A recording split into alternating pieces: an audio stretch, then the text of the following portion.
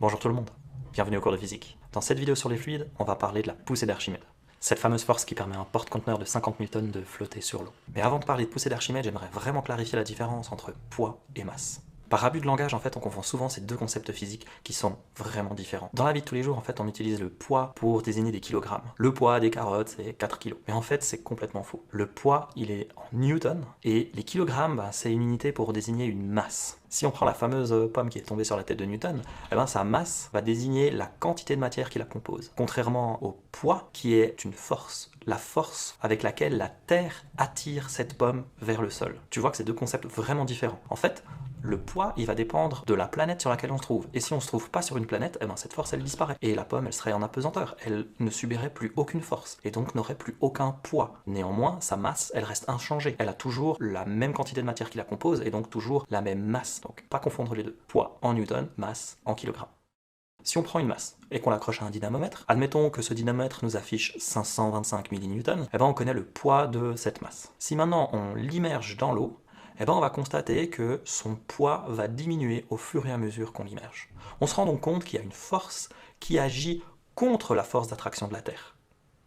Dans l'air, l'objet qu'on a accroché au dynamomètre affichait un poids de 525 millinewtons, alors qu'une fois qu'il est complètement immergé dans l'eau, il n'affichait plus qu'un poids de 325 millinewtons. En fait, le poids de l'objet n'a pas changé. Il doit rester le même, vu qu'on est toujours sur Terre. Donc il est toujours dans le champ gravitationnel de la Terre, et donc toujours attirer la même chose. Alors il y a une force qui doit s'opposer à cette force d'attraction de la Terre, qu'on appelle la poussée d'Archimède. Le poids qu'on mesure de l'objet immergé, c'est ce qu'on appelle le poids apparent. Si tu te rappelles du problème d'Archimède, et comment il avait donné un bain à la couronne du roi, on pourrait de la même manière ici donner un bain à notre objet et on voit qu'il déplace un volume d'eau.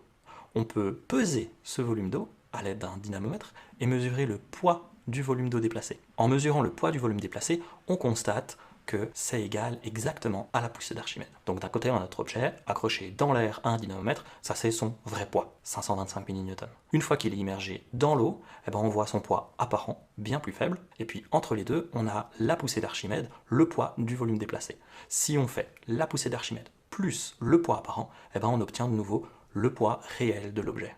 Ou on pourrait tourner l'équation dans l'autre sens, la poussée d'Archimède est égale au poids de l'objet moins le poids apparent. Alors pour établir la formule de la poussée d'Archimède, on va se concentrer un peu plus sur le volume déplacé. On vient de voir que la poussée d'Archimède, c'était le poids du volume d'eau déplacé. Mais vous savez aussi que P est égal à m fois g, donc la poussée d'Archimède, c'est la masse d'eau fois g, l'accélération de la pesanteur, le fameux 9,81.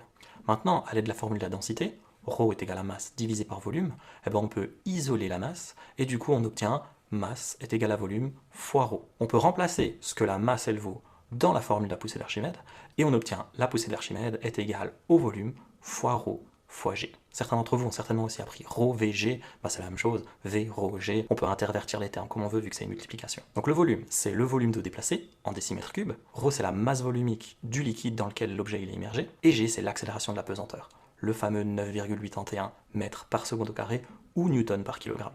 Et si ici on fait la multiplication au niveau des unités, on se rend compte que les décimètres cubes vont s'annuler, que les kilogrammes vont s'annuler, et il ne restera plus que des newtons. Alors on vient de voir que la poussée d'Archimède, c'est une force exercée dans un fluide et qu'elle s'oppose à l'attraction de la Terre. Si la poussée d'Archimède, elle est plus petite que le poids de l'objet immergé, l'objet il va couler. Si la poussée d'Archimède, elle est plus grande que le poids de l'objet immergé, l'objet il va remonter à la surface. Et si la poussée d'Archimède elle est égale au poids, l'objet il va flotter. Alors la poussée d'Archimède elle s'applique dans les fluides, pas seulement dans les liquides, mais aussi dans les gaz. Donc c'est aussi valable pour un ballon. Ici j'ai un ballon où la poussée d'Archimède elle est plus petite que son poids, le ballon il coule dans l'air. Là j'ai un ballon où la poussée d'Archimède elle est exactement égale au poids du ballon, le ballon il flotte dans l'air. Et si la poussée d'Archimède elle est plus grande que le poids du ballon, le ballon il va s'élever dans les airs.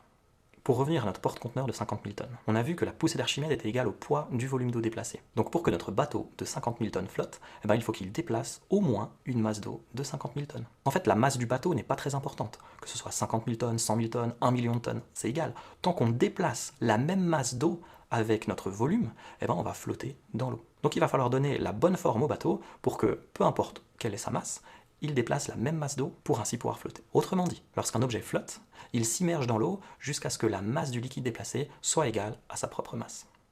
Ce qu'il faut retenir, déjà que la poussée d'Archimède, elle est égale au volume du fluide déplacé fois la masse volumique du fluide fois g, l'accélération de la pesanteur. Ensuite, trois cas peuvent se présenter. Soit la poussée d'Archimède elle est plus grande que le poids de l'objet remonte à la surface, soit la poussée d'Archimède elle est égale au poids de l'objet flotte, soit la poussée d'Archimède est plus petit que le poids de l'objet coule.